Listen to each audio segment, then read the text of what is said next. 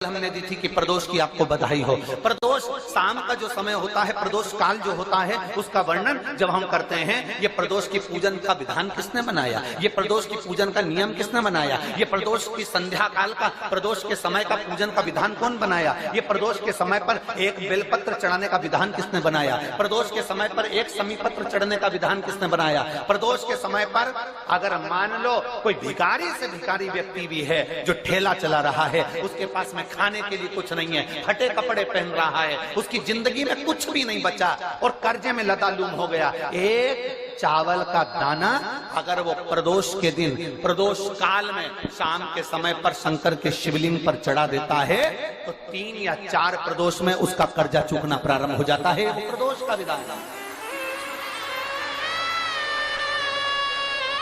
इतना ये प्रदोष का वर्णन करा किसने, इतना प्रदोष की महत्वता बताई किसने, कौन करे इतना वर्णन। अगर प्रदोष की महत्वता बताने वाला कोई है, इसीलिए मेरे शंकर भगवान माता सती को लेकर कुंभज ऋषि के यहाँ, अगस्त ऋषि के यहाँ कथा सुनने के लिए गए थे, क्योंकि उनके बराबर कोई शंकर के महत्व को बता नहीं सकता और प्रदोष के महत्व को नहीं बता सकता। सती मैया को प्रदोष का महत्व बताने के लिए शंकर सती जी को लेकर कुंभज बाबा के यहाँ गए थे, अगस्त ऋषि के, कि प्रदोष के महत्व को तो जानो सती, तुम प्रदोष के महत्व को तो सती जानो, तुम प्रदोष के महत्व को तो सती पहचानो कि प्रदोष का महत्व क्या होता है, प्रदोष काल का महत्व क्या होता है, प्रदोष के समय का महत्व क्या होता है।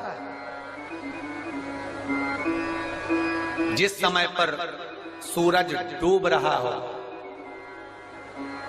चंद्र प्रकाशित हो रहा हो, दोनों का मेल हो रहा हो, ना तो पूरा सूरज डूबा है, ना पूरा चंद्र आया है, ना पूरा अंधेरा है, ना पूरा उजाला है, उस समय को प्रदोष काल कहा गया, उस समय को प्रदोष का समय कहा,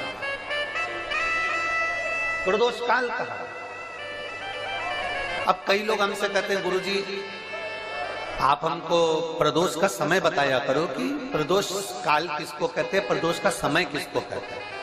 अब एक बात हम आप सबसे कहना चाहते हैं, जितने लोग आस्था चैनल पर सुन रहे हैं, जितने फेसबुक यूट्यूब पर सुन रहे हैं और जितने रेवाड़ी की इस पवित्र धरा पर कथा को सुन रहे हैं, आप सबसे एक बात कहना चाहेंगे, अगर हम समय देखकर बताएं आपको कि शाम को 6 बजे, 6:30 बजे, 6:30 पे लेकर 7:30 के बीच में ये समय है, या 5:30 से लेकर 6:30 तक का ये समय है, या हम तुमको बोल दें कि इतनी बजे ये समय प्रदोष काल का रहेगा या इतनी बजे ये समय रहेगा, तो देखिए कभी कभी ठंड का समय आता है तो दिन जल्दी ढल जाता है, कभी कभी गर्मी का समय रहता है तो दिन बहुत लेट ढलता है।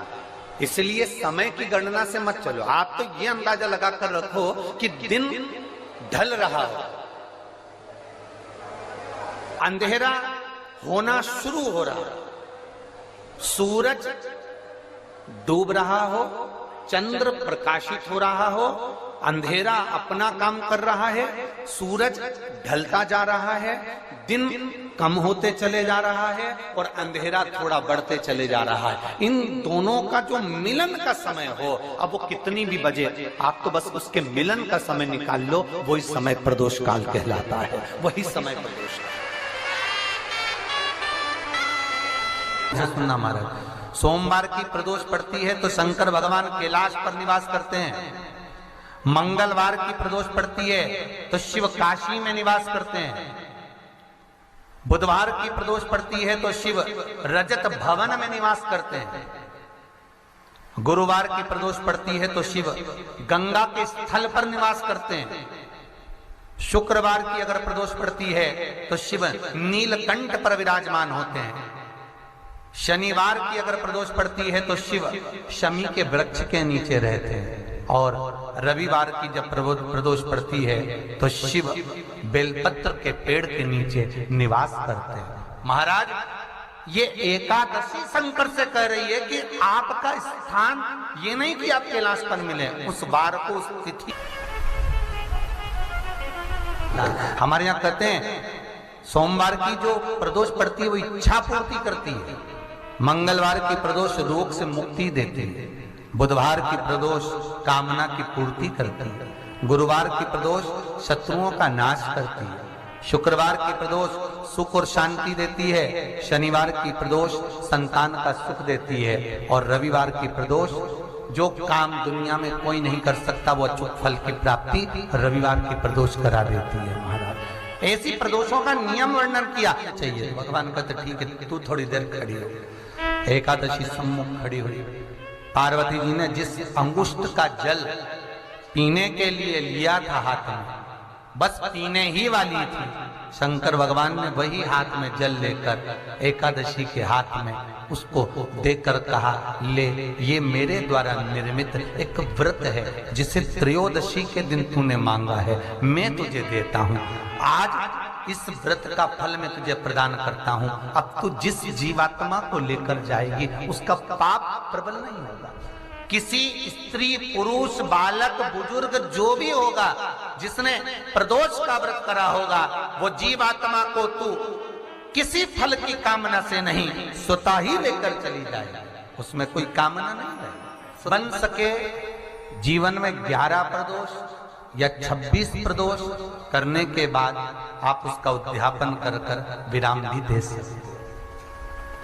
पर जीवन में एक बार प्रदोष का व्रत मौका मिले, जिस कामना से जिस दिन का भाव आपके मन में आए कि मुझे रोग से मुक्ति पाना है तो ये प्रदोष मुझे करना है, मैं रोग मुक्ति के लिए हम मंगल जो भी आपके मन में आ रहा है, संतान प्राप्ति के लिए शनिचरी प्रदोष आप उसका स्मरण करें।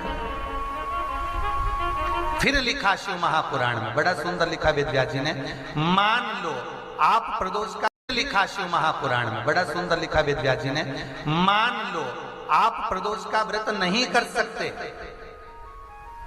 आप अगर व्रत नहीं कर सकते तो प्रदोष के दिन, प्रदोष काल में शाम का समय सूर्यास्त का कुछ पल, कुछ घड़ी के पहले से लेकर बाद तक का प्रदोष काल के अंतर्गत आप शंकर जी के मंदिर में जाकर 1 लोटा पानी, 5 बेलपत्र भी अगर समर्पित करते हैं तो संपूर्ण प्रदोष का फल आपके भाग्य में प्रबल हो जाता है। शत में नमक का सेवन वर्जित होता है। कारण क्या कारण होता है?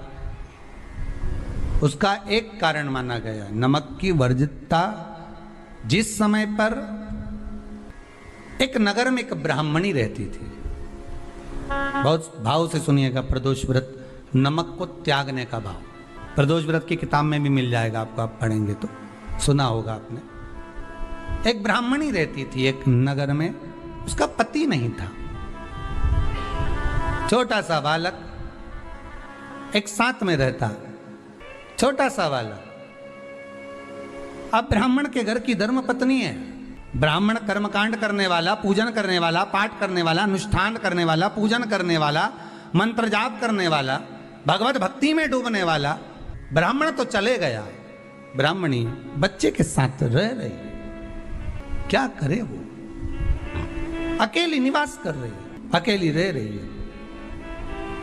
और ब्राह्मणी बच्चे के साथ भ्रमण करती रहती, घूमती, कहीं कहीं दर दर जाकर कुछ भिक्षा को मांग कर लेकर आ जाती, और भिक्षा लाने के बाद में उस भिक्षा को जब लेकर आती तो अपने बच्चे को भी खिलाती और स्वयं भी उसका पान करती। एक दिन ब्राह्मणी भ्रमण करते करते प्रदोष काल के समय पर शिव मंदिर में प्रवेश करी।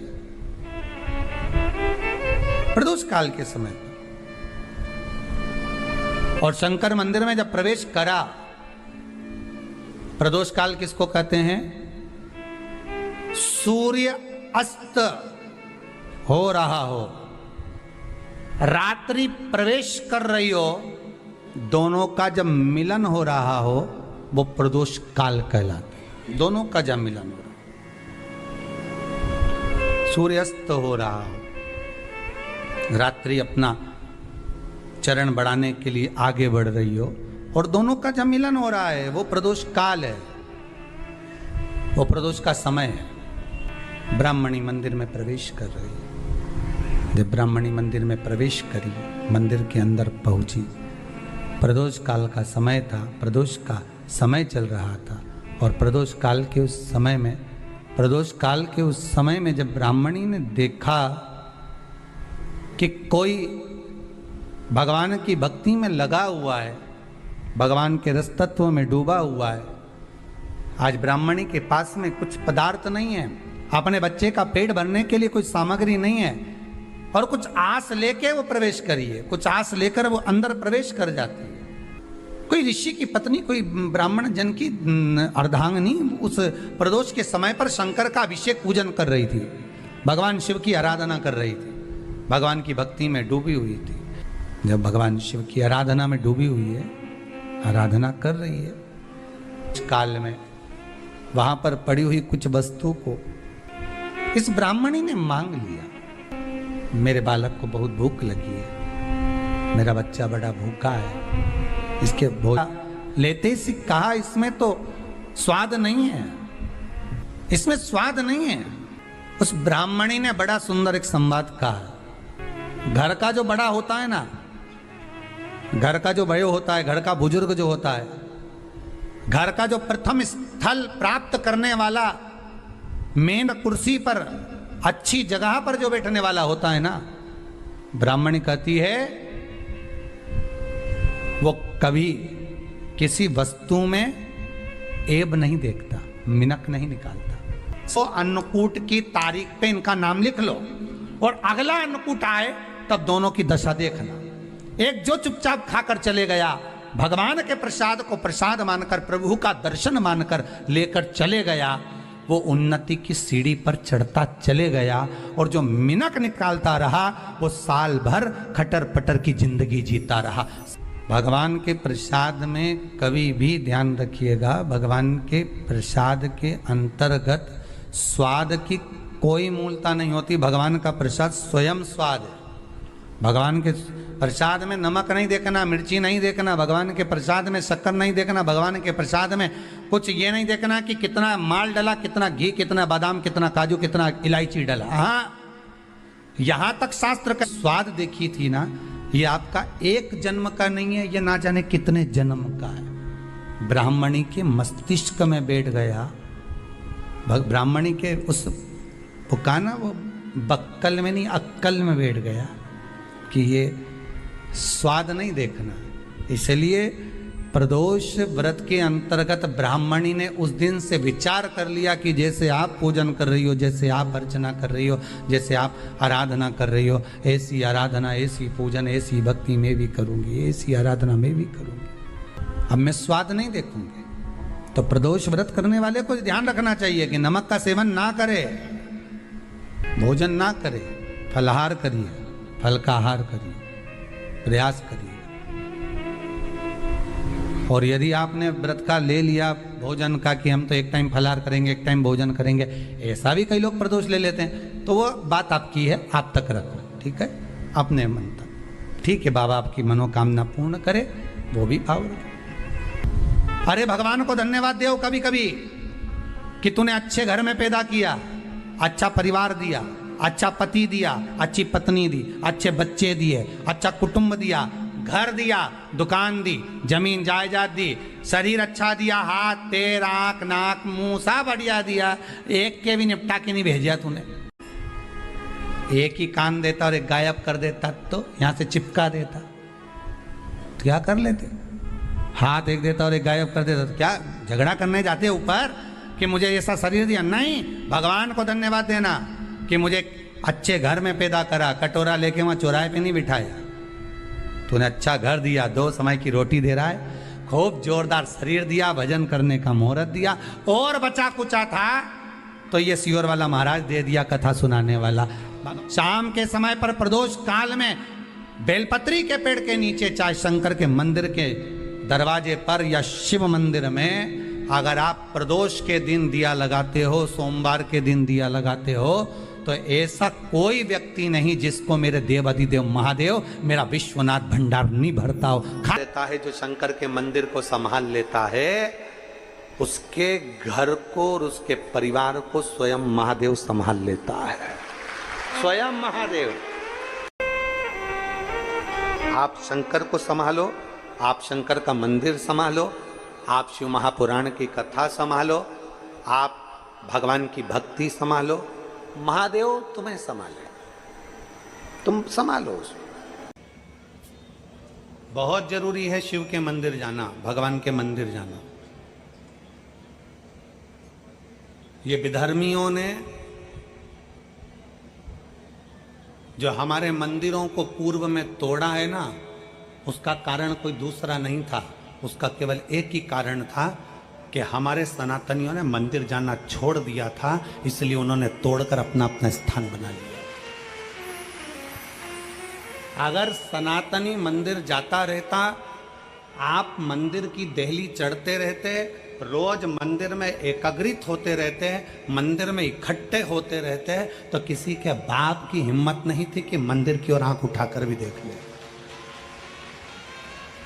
शिव महापुराण की कथा केवल एक ही काम करती है कि रोज मंदिर जाओ। जो हमारे मंदिरों में से मूर्तियों को तोड़ा गया, हमारे मंदिरों में से सोना निकाल लिया गया, हमारे मंदिरों को खंडित कर दिया गया, उसका कारण केवल एक था कि सनातनियों ने मंदिर जाना छोड़ दिया था। क्यों छोड़ा था? क्योंकि इन विधर्मियों ने ऐसी चाल चल दी थी कि मंदिर मत जाया करो, भगवान नहीं है, देवता नहीं है, भगवान नहीं है, भगवान नहीं है, और लोगों ने अपनी चाल चल चल कर तुम्हें मंदिर से दूर कर दिया और उन्होंने मंदिर पर कब्जा कर लिया। चढ़ाने रोज जाती हूँ, एक चावल का दाना मैं अशोक सुंदरी वाली जगह पर समर्पित करूंगा, केवल एक।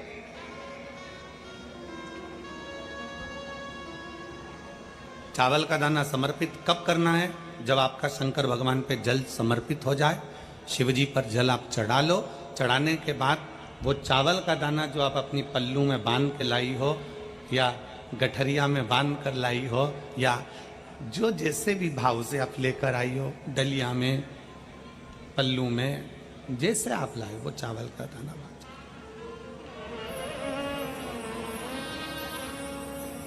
उस एक चावल के दाने को 1 महीने तक आप रोज एक चावल का दाना लेकर जाओ, रोज चढ़ाओ, अपनी कामना कर कर। बाबा, मैंने दिशा बदल कर देख ली, दुकान बदल कर देख लिया, व्यापार बदल कर देख लिया, घर बदल कर देख लिया, काम बदल कर देख लिया, पर मेरी दशा नहीं बदल रही। अब ये मैंने चावल का दाना, चावल का मतलब होता है अक्षत, सबसे पहला अक्षता, सबसे पहला अक्षता। कभी अगर मौका मिलेगा ना, तो ऐसी ही कोई शिव महापुराण की कथा में हम जो कल्याण के अंक पढ़ते हैं, जिन जिन कल्याण को हम पढ़ते हैं, कल्याण का अंक जो निकलता है उसको हम पढ़ते हैं, तो उसमें बहुत सुंदर सुंदर बातें मिलती हैं। कभी अगर मौका मिलेगा तो एक बार कल्याण का अंक शिव का हम आपको एक एक पृष्ठ का दर्शन कराएंगे कि उस पृष्ठ पर क्या लिखा। श्री शिवाय नमस्तुभ्यम। हर हर महादेव। दर्शकों, पूज्य गुरु जी पंडित प्रदीप मिश्रा जी द्वारा कथा में बताया गया उपाय। पूज्य गुरु जी पंडित प्रदीप मिश्रा जी प्रदोष के विशेष उपाय बताए हैं। प्रदोष के दिन अगर आप प्रदोष व्रत नहीं करते हैं तो भी आपको प्रदोष व्रत का पूर्ण फल मिलेगा। आप प्रदोष टाइम में शिव मंदिर जाकर 1 लोटा जल और 5 बेलपत्र वाला उपाय आप ज़रूर करिए। यह उपाय करने से प्रदोष व्रत का पूर्ण फल प्राप्त होता है। आशा करती हूँ यह वीडियो आपको पसंद आई होगी। वीडियो पसंद आई होगी तो वीडियो को लाइक करें, और हमारे YouTube चैनल पर नए हैं तो चैनल को सब्सक्राइब ज़रूर कर लें, और कमेंट में हर हर महादेव ज़रूर लिखें।